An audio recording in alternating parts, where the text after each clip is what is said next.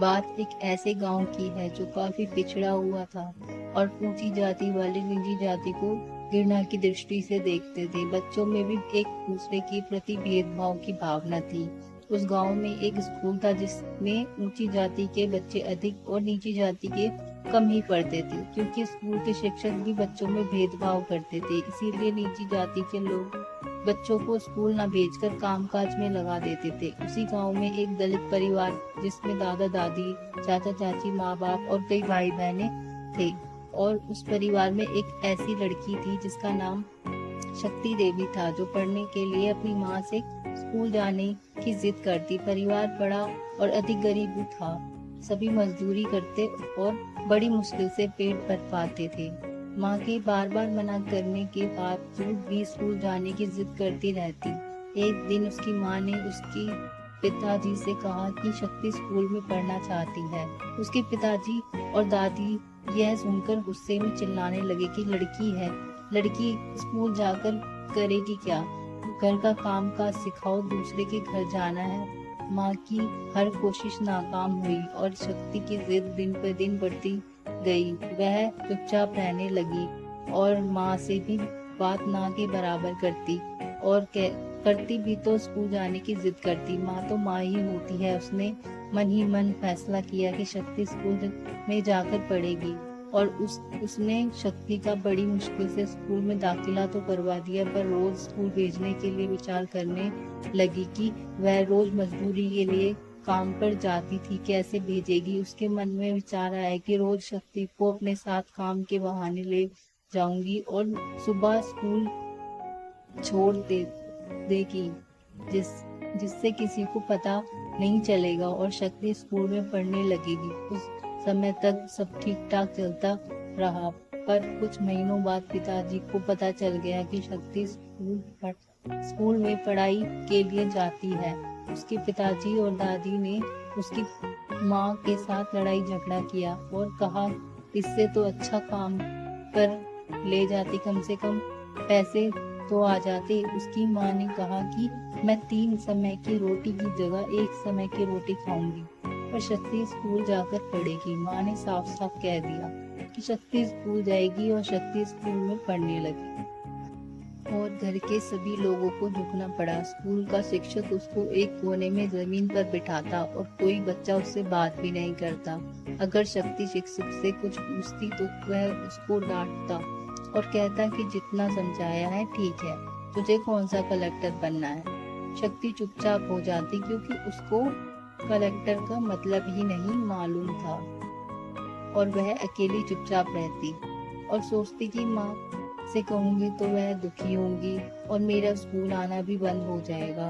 एक दिन वह यह सोचने लगी कि क्यों ना मैं अपने लिए किताबों को ही अपना दोस्त बना लूं।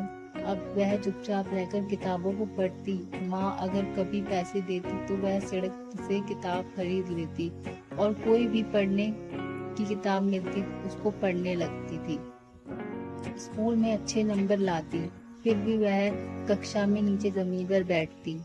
कोई उससे बात नहीं करता, पर शक्ति तो पढ़ना चाहती थी, इसलिए उसे कोई फर्क नहीं पड़ता था। इस तरह शक्ति पढ़ती गई और स्कूल के व्यवहार में कोई बदलाव नहीं आया, और ना ही कोई सहेली थी। बस किताबें उसकी सबसे अच्छी दोस्त हो गई थी, और उसके साथ उसका रिश्ता भी गहरा होता जा रहा था। एक दिन शक्ति ने सारे स्कूल में सबसे अच्छे नंबरों से स्कूल पास किया और फिर चुपके से सरकारी नौकरी की तैयारी शुरू कर दी। साथ ही साथ सरकारी नौकरी के फॉर्म भी भरती रही और पेपर देती रही। एक दिन उसके घर के आगे मीडिया रिपोर्टर कैमरा लिए कुछ लोग शक्ति के घर के बाहर खड़े हो गए और शक्ति के बारे में पूछने लगे, तो माँ और घर के अन्य सभी सदस्य डरे हुए थे और मीडिया के लोग शक्ति का इंतजार कर रहे थे, और शक्ति के आते ही उसकी तस्वीरें खींचने लगे। गांव के लोग चिल्ला रहे थे कि इसने क्या कर दिया। सब उसको बुरी नजर से देख रहे थे। तभी एक रिपोर्टर सामने आया और बोला, इस लड़की ने शक्ति ने आपके गांव का नाम रोशन कर दिया है। इसने एक बड़ा एग्जाम पास किया है। कल के पेपर में आपके गांव का नाम लोग गर्व से लेंगे। इस शक्ति ने आपके गांव में जन्म लेकर आपके गांव का नाम रोशन कर दिया है। यह लड़की नहीं, इस गांव की शान है और एक नई रोशनी के साथ इस गांव को एक पहचान दी है। जिस गांव को कोई ठीक से जानता भी नहीं था, आज उसका नाम इस लड़की की वजह से सम्मानित हुआ है।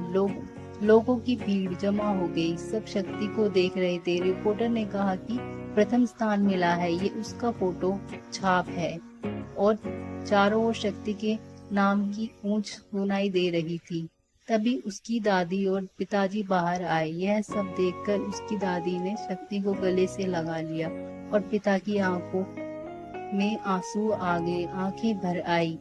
उसी समय मीडिया ने कैमरे के सामने शक्ति से पूछा कि आप बताएं कि कैसे आप इस जगह पर पहुंची। तभी उसने कहा कि एक दिन मुझे स्कूल में एक किताब मिली, जिसको पढ़ने के बाद मेरी जिंदगी में एक बदलाव आया। तभी एक रिपोर्टर ने कहा, कौन सी किताब थी? उसने कहा, वो किताब आदरणीय डॉक्टर भीमराव अंबेडकर जी के बारे में थी, जिसमें उन्होंने कहा कि शिक्षा ही वो ज्ञान है जो आपकी जिंदगी को ऊंचा उठा सकता है। अगर देश और समाज के लिए कुछ अच्छा करने की चाहत है तो आप पढ़ो। बस मैंने पढ़ाई को जीवन का लक्ष्य बना लिया और माँ ने हर कदम पर मेरी मदद की। आधा पेट खाकर किताबों के पैसे दिए। मेरी माँ 100 गुरु के बराबर है। अनपढ़ होकर भी पढ़ने में मेरा साथ दिया। तभी उसकी नजर अपनी माँ को ढूंढने लगी। माँ एक घूंघट में कोने में खड़ी अपनी बेटी को देख रही थी। बेटी ने कहा, माँ न होती तो यहाँ तक पहुँचना मुश्किल था। और उसने कहा, अध्यापक काफी शुक्रिया, और कहा कि यह मेरे गुरुजी हैं, जिनकी दी गई शिक्षा ने मुझे पढ़ने के लिए प्रेरित किया। आज सारा गांव गर्व से ऊंचा होकर कह सकता है कि हमारे गांव की बेटी है। एक दिन शक्ति उसी गांव की कलेक्टर बनकर गई और जात पात की दीवार के होते हुए भी लोगों ने मैडम शक्ति के आगे पीछे घूमकर हाथ जोड़कर खड़े थे। शिक्षा ही वो दरवाजा है जो आपको ऊंचाई तक ले जा सकता है।